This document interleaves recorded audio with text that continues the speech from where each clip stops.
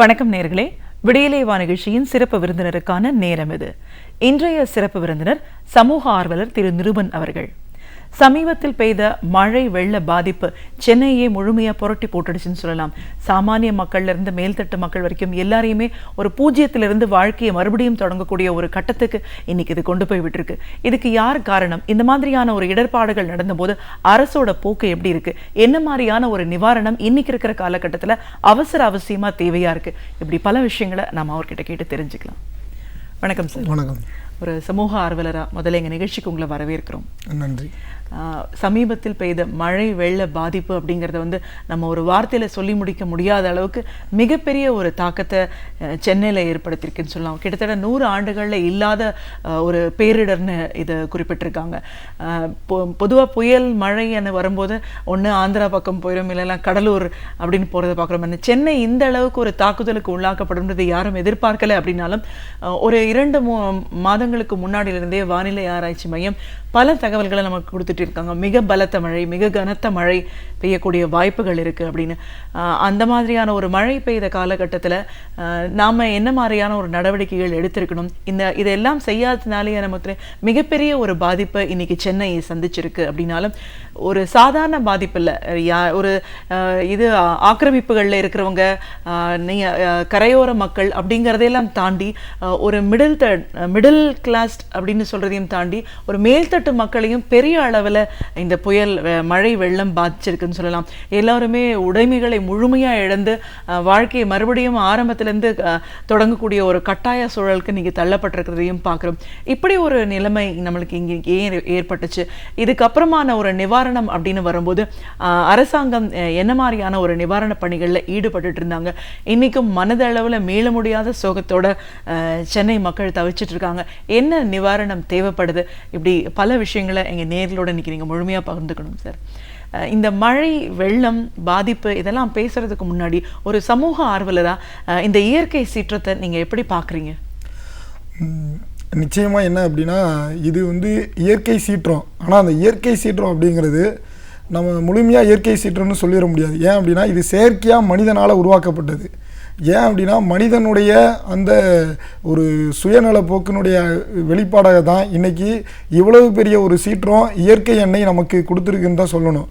ஏன் அப்படின்னா, கிட்டத்தட்ட நீங்கள் அறிமுகப்படுத்திகளே சொன்னீங்க, அதுதான் உண்மை. வேறு ஒரு 100 ஆண்டுகள் இல்லாத அளவுக்கு மிக கடுமையான மழை இப்போது பேஞ்சிருக்கு. அப்படின்னா இது எந்த அளவுக்கு அப்படின்னு சொல்லி நம்ம யோசிக்கணும். அப்படின்னா இது உலகம் முழுதாக ஏற்படக்கூடிய அந்த அந்த உலகம் வெப்பமயமாதலினுடைய ஒரு வெளிப்பாடாக தான் இதை பார்க்கணும்.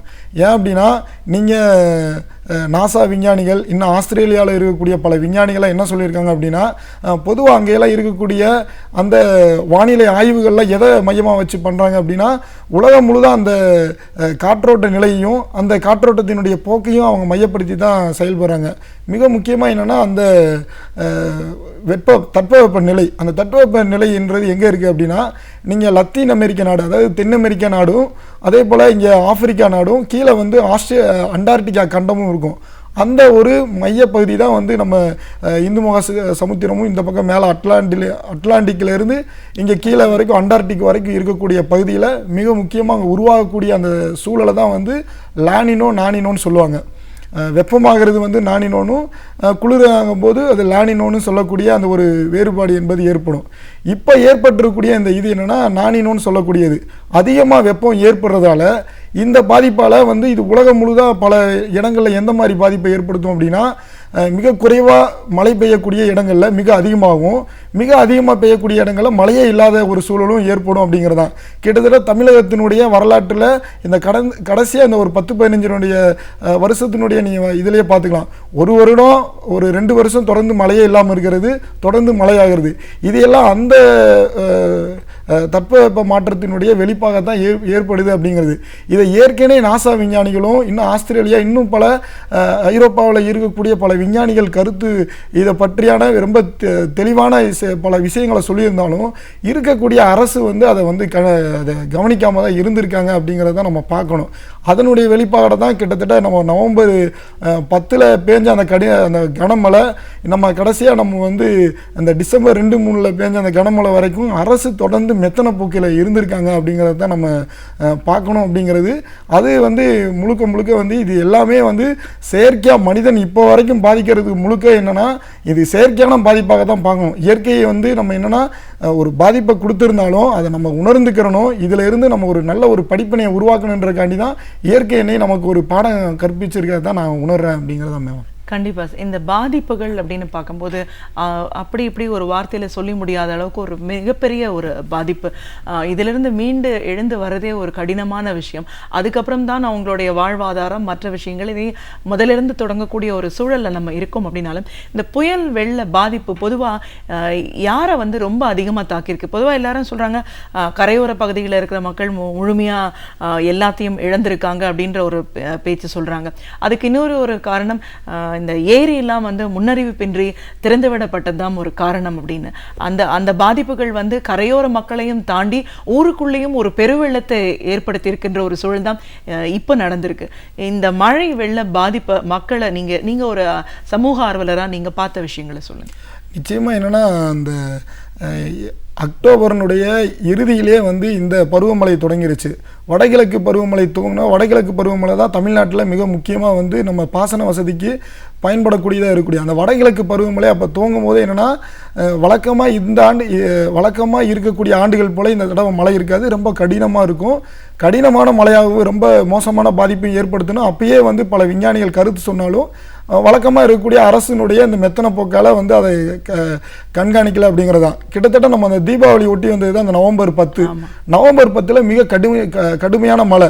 அதுக்கப்புறம் பார்த்தீங்கன்னா நவம்பர் 16 ஒரு கடுமையான மழை பெய்யுது.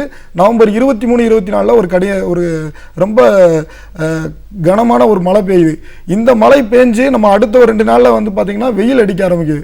அந்த வெயில் அடிக்கும்போது என்னன்னா சரி இதோட மழை நின்றுச்சு அப்படின்னு சொல்லி மக்கள் எல்லாம் ஒரு ஆசுவாசப்படுத்திட்டு இருக்கிற நேரத்தில் அதே நேரத்தில் வந்து நம்ம செம்பரம்பாக்கம் ஏரிகளில் இருந்து திறந்து விடக்கூடிய நீர், பூண்டி ஏரி, இன்னும் பல ஏரிகளில் இருந்து புழலில் இருந்து ஏரிகளில் திறந்து விடக்கூடிய நீர்களினுடைய அளவு வந்து கொஞ்சமாக அதை அதிகப்படுத்தினாங்க. எந்த ஒரு முன்னறிவிப்பும் இல்லாமல் கிட்டத்தட்ட வந்து அது வந்து கொஞ்சமாக குறைஞ்சிட்டு இருக்கிற நேரத்தில் தான் வந்து மறுபடியும் நாசாவும் மற்ற உலகம் முழுதாக இருக்கக்கூடிய பல விஞ்ஞானிகள் வந்து என்ன சொல்கிறாங்கன்னா கடினமான மழை இதுவரைக்கும் இந்த 3 நாளில் நீங்கள் சந்தித்த மழையை விட இன்னும் அதிகமாக இருக்குன்னு சொல்லி விஞ்ஞானிகள் வந்து சொல்லிட்டாங்க. ஆனால் அரசாங்கம் எந்த ஒரு நடவடிக்கையுமே எடுக்கலை. அவங்க ரொம்ப மெத்தன போக்கில் இருக்காங்க. இங்கே இருக்கக்கூடிய வானிலையினுடைய நிலையம் உட்பட என்ன சொல்கிறாங்க அப்படின்னா அப்படி கனமழையெல்லாம் இருக்காது. ஒரு 3 நாள் 4 நாள் வந்து லேசான மழை தான் இருக்கும் அப்படின்னாங்க. ஆனால் நம்ம எதிர்பார்த்ததையெல்லாம் விட அந்த 3 நாளையெல்லாம் விட தாண்டி டிசம்பரினுடைய அந்த தொகை 1ஆம் தேதி 2ஆம் தேதி பேஞ்ச மழை அப்படின்னா ரொம்பவுமே கடினமான மழை. ஒரு 6 மணி நேரம் 7 மணி நேரத்தில் நம்ம டி நகரில் நாங்கள் போகிறோம். டி நகரில் நம்ம நண்பர் வீட்டில் தான் நாங்கள் இருக்கிறேன். நாங்கள் இருந்து நான் டி நகருக்கு போகும்போது டி நகரில் எனக்கு இடுப்பளவுக்கு இந்த நெஞ்சளவுக்கு எனக்கு தண்ணி. டி நகரில் நம்ம அந்த ரோட்டில் அந்த அளவுக்கு அங்கே தண்ணி வர்றதுக்கு காரணம் என்ன அப்படின்னா மழையும் ஒரு காரணமாக இருந்தாலும் செம்பரம்பாக்கம் ஏரியிலிருந்து நீர் கொள்ளளவு அதிகமாகிட்டே இருக்குது. தண்ணி திறந்து விட போகிறாங்கன்ற அறிவிப்பை எந்த ஒரு வழியிலையும் அரசாங்கம் தெரிவிக்கவே கிடையாது.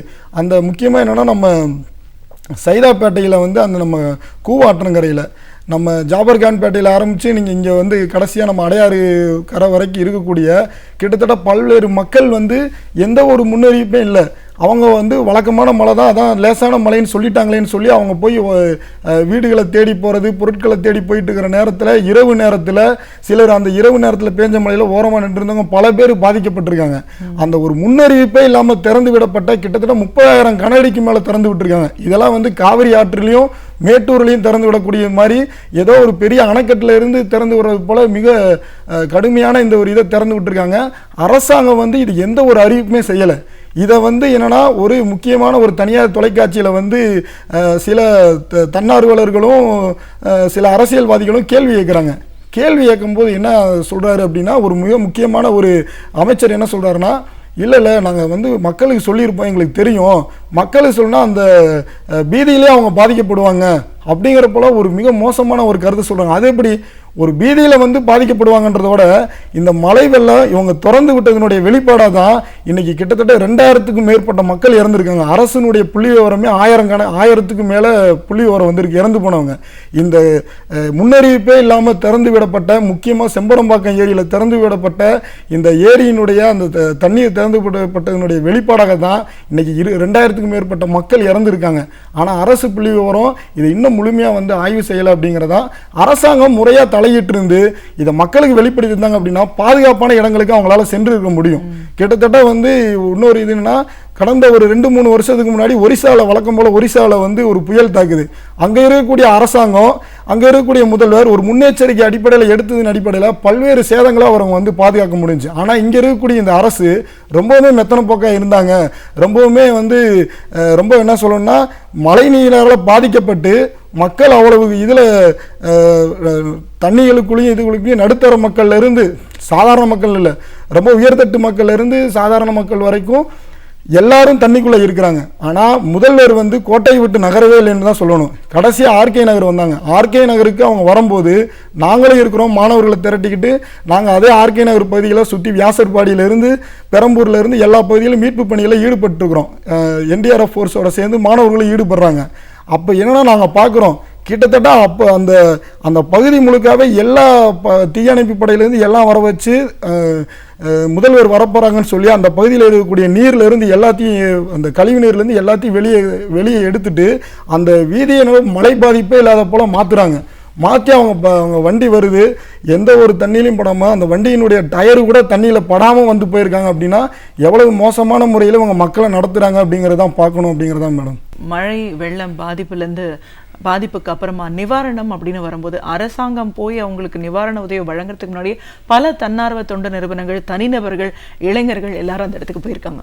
இப்போ அரசு நிவாரணம்னு இன்னைக்கு நிறைய விஷயங்கள் அறிவிச்சிருந்தாலும் முதல் முறையாக ஒவ்வொருத்தருக்கும் போய் அவங்களுக்கான விஷயங்களை உதவின்னு போகும்போது செஞ்சவங்களையும் அரசாங்கமே தடுத்துதுன்ற ஒரு செய்தியும் நம்ம கேள்விப்பட்டோம்.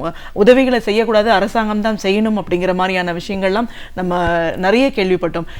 களத்தில் போய் பார்த்த அனுபவங்களை பொறுத்த வரைக்கும் இதை எந்த அளவுக்கு உண்மையா பார்க்குறீங்க? நான் களத்தில் பார்த்த அனுபவம் அப்படின்னா நேரடியாகவே நான் பார்க்குறேன். என்ன அப்படின்னா, நம்ம இதே வடசென்னை பகுதியில் தான் ஒரு மிக முக்கியமான பகுதியில் மக்கள் தங்க வைக்கப்பட்டிருக்காங்க.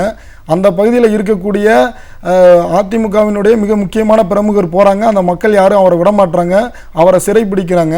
சிறைப்பிடிக்க அந்த மாதிரி ஒரு பிரச்சனை இருக்குது அப்படின்னும் போது என்ன பண்ணுறாங்கன்னா, அங்கே இருக்கக்கூடிய லோக்கலில் இருக்கக்கூடிய ஆளுகின்ற கட்சிக்கு ஆதரவான சில பேர் என்ன பண்ணுறாங்கன்னா, வருகின்ற எல்லா நிவாரணப் பொருட்களும் அம்மாவினுடைய இதுபடி தான் வரணும் அப்படின்ற ஒரு முடிவுக்கு வரும்போது அங்கே வரக்கூடிய எல்லா தன்னார்வலர்களையும் அவங்க வந்து மறைச்சி நிறுத்தி அவங்ககிட்ட இருக்கக்கூடிய பொருட்கள்லாம் கொடுக்கும்போது இவங்க திட்டமிட்டு அவங்கள வந்து ரொம்ப நெருக்கடிக்கு உள்ளாக்கி அவங்கள வந்து இந்த அடிப்படையில் கொடுக்கணும்னு சொல்லி ரொம்பவுமே டார்ச்சர் பண்ணாங்க. அதில் வாட்ஸ்அப்பில் உட்பட, வாட்ஸ்அப் இன்னும் பல இணையதளங்களில் எல்லாம் நீங்கள் பார்க்கலாம், எல்லா இணையதளங்கள்லையும் போட்டிருக்காங்க. வந்த அரிசி மூட்டை பல ஊர்களில், ஈரோடுலேருந்து, கோயம்புத்தூர்ல இருந்து, இன்னும் பல மாவட்டங்கள், வெள்ளம் பாதிக்கப்படாத பல மாவட்டங்கள்லேருந்து, வெளி நாடுகளில் இருந்து வந்த, வெளி மாநிலங்களிலிருந்து வந்த பல்வேறு அரிசி மூட்டைகள் இருந்து, இன்னும் பல நிவாரண பணிகளில் இருந்தும் அவங்க வந்து ரொம்ப மும்முரமாக என்ன பண்ணாங்கன்னா, ஒரு ஒயிட் கலரு ஒரு சாக்கு எடுத்துக்கிறாங்க. ஒயிட் கலரு அந்த ஒரு கோணி எடுத்துக்கிட்டு அதில் வரக்கூடிய அரிசிகளையெல்லாம் அந்த ஒயிட் கலர் கோணியில் மாற்றி அதில் இந்த முதல்வரினுடைய ஃபோட்டோவை ஒட்டக்கூடிய வேலையை ரொம்ப மும்முரமாக செய்கிறாங்க. அதை ஒருத்தங்க வாட்ஸ்அப்பில் ஃபோட்டோ எடுத்து போட்டிருக்காங்க. இப்போ நம்ம உலா வந்துட்டு இருக்குது. கிட்டத்தட்ட அது வந்து யூடியூப்பில் போட்டு அது லட்சத்துக்கு மேற்பட்டவங்க பார்த்துட்டு இருக்கிறாங்க. இந்த அளவுக்கு ரொம்ப கேவலமாக வந்து அரசாங்கம் நடந்துக்கிறது அப்படிங்கிறது வந்து எங்களை போன்ற சமூக ஆர்வலர்களுக்குலாம் ரொம்ப கஷ்டமாக இருந்துச்சு. அப்படின்னா மிக முக்கியமாக என்னென்னா, பல மாணவர்கள், சென்னை பல்கலைக்கழகம் உட்பட பல்வேறு மாணவர்கள் என்னென்னா தன்னார்வத்தோடு இறங்கி நிறையா வேலை செஞ்சாங்க. பல்கலைக்கழக மாணவர்கள், தனியார் பல்கலைக்கழக மாணவர்கள், பல நடுத்தர தட்டு மக்களாக இருக்கக்கூடியவங்க, இன்னும் வந்து ஐடி செக்டாரில் இருக்கக்கூடியவங்க, இவங்கெல்லாம் சேர்ந்து அவங்களுடைய நண்பர்கள்லாம் சேர்ந்து ஏதாவது ஒரு வகையில் உதவி செய்யணும்னு சொல்லி தேடி அவங்க வந்து உதவி செஞ்சுட்டு இருக்கும்போது இது மாதிரியான செய்திகள்லாம் அவங்களுக்கு மேலும் ரொம்ப நெருக்கடி தான் உருவாக்கிச்சு. இதெல்லாம் விட எங்களுக்குலாம் ரொம்ப மன நெருக்கடி உருவானது என்ன அப்படின்னா, இங்கே இருக்கக்கூடிய IAS அதிகாரிகளிலிருந்து தாசில்தார் வரைக்கும் எல்லாருமே அம்மாவினுடைய ஆணைன்ற ஒரு வார்த்தையை சொல்லும்போது எங்களுக்கு ரொம்பவுமே நெருடலாக தான் இருக்குன்னு சொல்லணும். ஏன்னா மழை பாதிப்பு இந்த அளவுக்கு இருக்கும்போது இவங்க எந்த ஒரு பேச்சு எடுத்தாலும் அம்மாவினுடைய ஆணைன்னு சொல்லும்போது, ஒரு கடலூரில் எங்களுக்கு கிடைச்ச செய்தினா, கடலூரில் வந்து ஒரு கிராமத்துக்கு போகிற சாலையில் ஒரு மரம் வெட்டி கீழே மரம் விழுந்து கிடக்குது. இது வந்து என்னன்னா நவம்பர் 23, 24 பெய்த மழையில் ஏற்படக்கூடிய பாதிப்பை நான் சொல்கிறேன். மரம் விழுந்து கிடக்குது.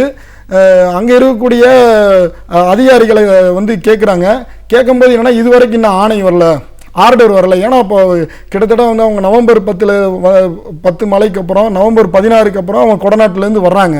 வந்து அவங்க முழுமையான ஆர்டர் வரல, ஆணை வரல அப்படின்னு சொல்லி ஒரு சாதாரண ஒரு மரத்தை தூக்கி போடுற வேலையை கூட செய்யலை. அப்படின்னும் போது எங்களுக்கு தகவல் கிடைச்ச சில தன்னார்வலர்கள் அவங்களே மரத்தை தூக்கி போடுறதுக்கான ஏற்பாடு. இது ஒரு சின்ன எடுத்துக்காட்டு. இப்படி பல எடுத்துக்காட்டுகளை நம்ம சொல்லிகிட்டே போகலாம். இந்த அளவுக்கு ரொம்ப இவங்க இந்த அரசியல்னாவே ரொம்ப ஒரு மோசமான சூழல் உருவாக்குதுன்னா இவங்க இப்படி நடந்துக்கிறது தான் நான் நினைக்கிறேன் அப்படிங்கிறது. ஆனால் இதுக்கு மாற்றாக வந்து எல்லா மக்களுமே கிட்டத்தட்ட நடுத்தர மக்கள் இருந்து மேலே வசதியானவங்க வரைக்கும் சாதி மத வேறுபாடுகளை கடந்து, மொழி வேறுபாடுகளை கடந்து, எல்லா பிரதேசம் எல்லா வேறுபாடுகளையும் கடந்து எல்லாரும் பக்கத்தில் இருக்கக்கூடிய மக்களுக்கு அவங்களால முடிஞ்ச உதவிகள்லாம் செஞ்சதுன்னு பார்க்கும்போது மனிதத்தினுடைய அந்த மகத்துவம் தெரியுது. ஆனால் அந்த மகத்துவத்தை தடுக்கிறதுக்காக இந்த அரசியல்வாதிகள் எந்த அளவுக்கு கேவலமாக நடந்துக்கிறாங்கன்றதையும் நாங்கள் பார்த்தோம் அப்படிங்கிறதான் மேடம். கண்டிப்பா மழை வெள்ள பாதிப்பு முடிஞ்சு நம்ம ஒரு வார காலம் தாண்டி இன்னைக்கு ஒரு முழுமையான பணிக்கு எல்லாரும் போகக்கூடிய இந்த சூழல்ல கூட இன்னும் சென்னையின் பல வீதிகளில் பல இடங்கள்ல இன்னும் முழுமையா நீர் வடியாத முழங்கால் அளவுக்கு நீர் இருக்கக்கூடிய ஒரு சூழலையும் நம்ம பார்க்குறோம். அரசு இயந்திரம் எப்படி செயல்பட்டுட்டு இருக்கு சார்? இல்லை, அரசு இயந்திரம் என்ன அப்படின்னா இப்போ சமீபத்தில் கூட என்ன சொல்லியிருக்காங்கன்னா கிட்டத்தட்ட ஒரு 10,000 லாரிகள் வந்து சென்னையை சுத்தம் பண்ண வந்திருக்கோம். ஆயிரக்கணக்கான லாரிகள் வந்து இருக்குது. 10,000க்கும் மேற்பட்ட ஊழியர்களை வந்து துப்புரவு தொழிலாளிகளை இறக்கியிருக்கோன்னு சொல்லியிருக்காங்க.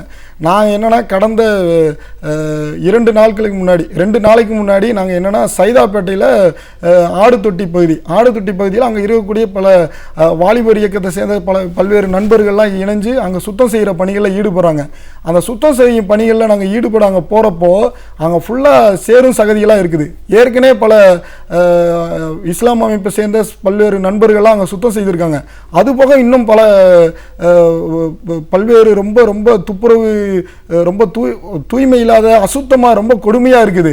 உள்ளே போகிறோம், எங்களால் வந்து சுவாசிக்கவே முடியல. ஒரு வீட்டுக்கெல்லாம் போகிறோம், ரொம்ப கடுமையான ஒரு நாற்றம். அப்புறம் நாங்கள் எங்கள் கையில் இருக்கக்கூடிய அந்த பொருட்கள் கொண்டு போனது அந்த ப்ளீச்சிங் பவுடர் போடுறதுலேருந்து பல்வேறு விஷயங்களை செய்ய ஆரம்பிச்சோம். சுத்தம் செய்ய ஆரம்பித்தோன்னே பல மீடியாக்கள் வர்றாங்க. ஆளுகின்ற அரசுக்கு ஆதரவாக இல்லாத பல நடுநிலையான மீடியாக்கள்லாம் இருக்காங்க. அவங்களாம் வந்து வர ஆரம்பித்தோன்னே ஒரு சில நேரத்தில் 2 லாரி வந்து நிற்கிது. 2 லாரியிலிருந்து மாநகராட்சி ஊழியர்கள் வர்றாங்க. நாங்கள் 10% வேலை செய்கிறதுக்குள்ளேயே அவங்க 90% வேலையை செஞ்சு முடித்தாங்க. நல்ல விஷயந்தான். ஆனால் என்ன அப்படின்னா நாங்கள் அங்கே போன பகுதியில் மீடியாக்கள் வந்து கவரேஜ் ஆச்சு. ஆனால் மற்ற இடங்கள்ல அந்த மாதிரி ஆகலை அப்படிங்கிறதா. அதுக்கு என்ன எடுத்துக்காட்டு அப்படின்னா நீங்கள் சோழிங்கநல்லூரில் கல்லுக்குட்டை ஏரியா இப்போ போனீங்கனாலும், இப்போ நம்ம பேசிகிட்டு இருக்கிற நேரத்தில் நீங்கள் போனீங்கனாலும் அங்கே வீட்டுக்குள்ளே எல்லா வீடுமே முட்டிங்கால் அளவு தண்ணி இருக்குது. தினமும் மேலே வந்து நம்ம முதல்வர் போகக்கூடிய அந்த ஹெலிகாப்டர் வந்து போயிட்டே இருக்குது. மக்கள் வந்து மேலே வானத்தை பார்த்துட்டு இருக்கிறான், அதே நேரத்தில் கீழே அவனுடைய துயரத்தையும் பார்த்துட்டு இருக்கிறான் அப்படிங்கிறதான். மழை பெஞ்சு இன்னையோட வந்து 10 நாள் ஆகுது. இன்றைக்கி டிசம்பர் கிட்டத்தட்ட நம்ம ஒரு 10 நாளை கடந்துட்டோம். டிசம்பருடைய மத்திய பகுதிக்கு வந்துட்டோம். அப்படி இருந்தும்போது மழை பெஞ்சு 10 நாள் இன்னும் முட்டிங்கால் அளவுக்கு தண்ணி இருக்குது அப்படின்னா எவ்வளவு கேவலமான சூழல் நம்ம பார்த்துக்கிறணும். இது இன்னும் நம்ம முக்கியமாக என்ன சொல்லணும் அப்படின்னா இந்த வேலைகளில் என்னென்னா துப்புரவு பணியில் ஈடுபடக்கூடிய தொழிலாளிகள் யாருக்குமே வந்து நம்ம ஏற்கனவே பல தன்னார்வலர்களும் பல அரசியல் கட்சிகளும் என்ன போராட்டம் நடத்துனா மனித கழிவுகளை மனிதனே அகற்றும் சூழலுக்கு எதிரான பல போராட்டங்கள்லாம் நடத்திட்டு இருக்கிறாங்க. கழிவுப் பொருட்களை வந்து டைரெக்டாக கையில் எடுக்கக்கூடாது. இங்கே வந்துடக்கூடிய இதே 10,000 துப்புரவு தொழிலாளி யாருக்குமே வந்து ஒரு தேவையான எக்யூப்மெண்ட்டே கிடையாது. எக்யூப்மெண்ட்டே இல்லை அப்படிங்கும்போது நீங்கள் நேரில் போய் பார்க்குறோம், டைரெக்டாக அவங்க வந்து வேறு வழி இல்லாமல் அந்த காவாக்குள்ளே கையை விட்டு அவங்க எடுக்கும்போது நமக்கே மனசு கஷ்டமாகுது. எங்ககிட்ட இருக்கக்கூடிய நாங்கள் அந்த கை க்ளவுஸு இதெல்லாம் கொடுக்குறோம், பல தன்னார்வலர்களும் கொடுத்துட்டு இருக்கிறாங்க. ஆனால் இதை கூட அரசாங்கம் செய்யலை அப்படிங்கிறதா. கிட்டத்தட்ட 5000 கோடிக்கு மேலே நிவாரண தொகை வந்திருக்குது. மத்திய அரசாங்கம் கொடுத்துருக்கு, பல்வேறு தொண்டு நிறுவனங்கள் கொடுத்துருக்காங்க. நேரு உள் விளையாட்டு அரங்கத்தில் வந்து பொருட்களை குமிக்கிறாங்க. எந்த ஒரு தன்னார்வ நிறுவனங்களும் போய் கேட்டாங்கன்னா கொடுக்க மாட்டான், அரசாங்கம் தான் கொடுக்கணும்னு சொல்கிறான். இது வரைக்கும் எந்த ஒரு ஆளுகின்ற அரசுக்கு ஆதரவான எந்த ஒரு அமைச்சர்களோ யாருமே போய் இன்னும் வந்து நிவாரணப் பொருட்கள் கொடுக்கலைன்னு தான் சொல்லணும். ஏன்னா ஒரு சில இடங்களில் அவங்க இருக்கக்கூடிய மீடியாக்களை பயன்படுத்தி நிவாரணப் பொருட்கள் போகிறதாக சொல்லிட்டு இருக்காங்க. ஆனால் கோடிக்கணக்கான ரூபாய் மதிப்புள்ள நிவாரணப் பொருட்கள் வந்து பார்த்தீங்கன்னா நேரு விளையாட்டு அரங்கத்தில் இன்னும் குமிஞ்சு போய் கிடக்குது. யார் போய் கேட்டாலும் கொடுக்க மாட்டாங்க. என்ன பண்ண போகிறாங்கன்னு தெரியல. அது இல்லாமல் இந்த 5000 கோடிக்கு மேலே இருக்கக்கூடிய இந்த பணத்தை என்ன பண்ண போகிறாங்கன்னு தெரியல. கிட்டத்தட்ட இவங்க நாங்கள் என்ன யோசிக்கிறோம் அப்படின்னா, அதுவும் இல்லாமல் பாதிப்புன்னு நீங்கள் பார்த்தீங்க அப்படின்னா 1 லட்சம் 2 லட்சம்னு ஒரு சாதாரணமாக இருக்கக்கூடிய மக்களுக்கே பாதிப்பு இருக்கும். அப்போ அவங்களுக்கு வந்து 5000 10,000 தெரிவிச்சிருக்க ரொம்ப சாதாரணமான குறைந்த மதிப்பு தான். யானை பசிக்கு சோளப்பொரின்னு சொல்கிற போல தான் நாங்கள் இதை பார்க்குறோம். ஆனால் அந்த 5000 10,000 இன்னும் கொடுக்கல. இந்த நாங்கள் சொல்கிறோம் டிசம்பர் முடிஞ்சுமே அவங்க கொடுக்க மாட்டாங்கன்னு தான் நினைக்கிறேன். ஏன்னா இதை முழுக்க இவங்க வந்து தேர்தலுக்காக பயன்படுத்துவாங்களோன்று சொல்லக்கூடிய ரொம்ப இந்த கேவலமான சூழலில் இவங்க ஈடுபடுவாங்களோ அப்படின்ற அச்சம் இருக்குது. அந்த அச்சத்தை இவங்க போக்குவாங்கன்னு நான் நம்புகிறோம். பார்க்கலாம் அப்படிங்கிறது தான் மேடம். இந்த பாதிப்பு நிவாரணம் இதையெல்லாம் எப்படி சரியாக கொண்டு போய் சேர்க்க போகிறாங்க அப்படின்னு தெரியலன்ற இந்த ஒரு சூழலில் இப்போ மறுபடியும் ஆரம்பத்திலேருந்து ஒருத்தர் வாழ்க்கையை தொடங்கணும் அப்படின்ற ஒரு மனநிலையில் எல்லாரும் இருக்கக்கூடிய இந்த சூழலில் ஒரு சமூக ஆர்வலராக என்ன மாதிரியான விஷயங்கள்லாம் இப்போ உடனே செய்யக்கூடிய அவசியம் இருக்குது? உடனே என்ன அப்படின்னா, சென்னையை பொறுத்தவரை என்னென்னா மிக முக்கியமாக பாதிப்பு வந்து தென்சென்னை பகுதியில் தான் இருக்குது. தென்சென்னையில் என்னென்னா நடுத்தர வர்க்கத்தை சார்ந்த தொழில் ரீதியாக செய்யக்கூடியவங்க தான் நிறையா இருக்காங்க. அப்போ என்னென்னா பல்வேறு தனியார் நிறுவனங்கள் வந்து ஏற்கனவே சில விடுமுறைகளை அறிவிச்சிருக்காங்க. அந்த விடுமுறையோடு கூடவே அவங்களுக்கு சில சலுகைகளும் கொடுக்கணும். ஏன்னா இந்த மக்களினுடைய உழைப்பில் இருந்து தான் அவங்களுடைய செல்வங்கள் வளர்ந்துருக்கு அப்படிங்கிறத வந்து மனசில் வச்சுக்கிட்டு பல்வேறு கார்ப்பரேட் நிறுவனங்கள் உட்பட நீங்கள் சோழிங்கநல்லூர் பகுதியெல்லாம் அந்த நீங்கள் ஓஎம்ஆர் ரோடு ஃபுல்லாக கார்ப்பரேட் கம்பெனிகள் தான் இருக்குது. அந்த கம்பெனிகள் முழுக்க என்னென்னா இந்த மக்களுக்கு ஏதாவது ஒரு வகையில் அங்கே வேலை செய்யக்கூடிய மக்களுக்கு குறைந்தபட்ச அடிப்படையில் அவங்களுக்கு வந்து ஒரு ஊதிய சலுகைகள் வந்து அவங்களுக்கு கொடுக்கணும் அப்படிங்கிறதும், இன்னும் மேலே என்னென்னா இந்த சாதாரண மக்கள்லாம் இருக்காங்க இல்லைங்களா, சாதாரண மக்களுக்கு என்னென்னா நீங்கள் வாழ்வாதாரம் அப்படிங்கிறது வந்து ஏதோ உணவு பட்டலங்களை கொடுக்கறதுலையோ இல்லை வேறு ஏதாவது வந்து நீங்கள் மெடிக்கல் கேம்ப் இதெல்லாம் நடத்துறதுனாலே பண்ண முடியாது. இது என்னென்னா ஒரு அழுகின்ற மனிதனுடைய கண்ணீரை தொடக்கிறது போல தான். அவனுக்கு வந்து வருத்தத்தையும் துக்கத்தையும் இல்லாத போல ஆக்கிறதுக்கு ஒரே வழி என்னென்னா உடனடியாக அவங்களுக்கு ஏதாவது ஒரு வகையில் அவங்க ஏற்கனவே செய்து வந்த வேலையை உடனடியாக செய்கிறதுக்கு அரசாங்கம் தான் இது வந்து நடவடிக்கை எடுத்தாங்கணும். நாங்கள் எவ்வளோ நாள் சாப்பாடு கொடுக்க முடியும்னு எங்களுக்கும் தெரியல. அதே போல் எவ்வளோ நாள் அவங்களுக்கு வந்து மருத்துவ உதவிகளோ இல்லை மற்ற சில துப்புரவு செஞ்சு அவங்களுக்கு பாதுகாக்கக்கூடிய உதவிகளை எவ்வளோ நாள் செய்ய முடியும்னு தெரியல.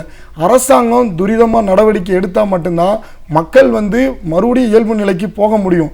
இயல்பு நிலைக்கு போனால் மட்டும்தான் கிட்டத்தட்ட வந்து இன்னைக்கு லட்சத்திற்கும் மேற்பட்ட பல்வேறு மக்கள் வந்து சென்னையும் சரி, இன்னும் கடலூர், இன்னும் பல திருவள்ளூர், காஞ்சிபுரம் மாவட்டங்களில் மிக முக்கியமாக அந்த 4 மாவட்டங்களில் பாதிக்கப்பட்ட எல்லா மக்களும் இயல்பு வாழ்க்கைக்கு வர முடியும் அப்படிங்கிறதான்.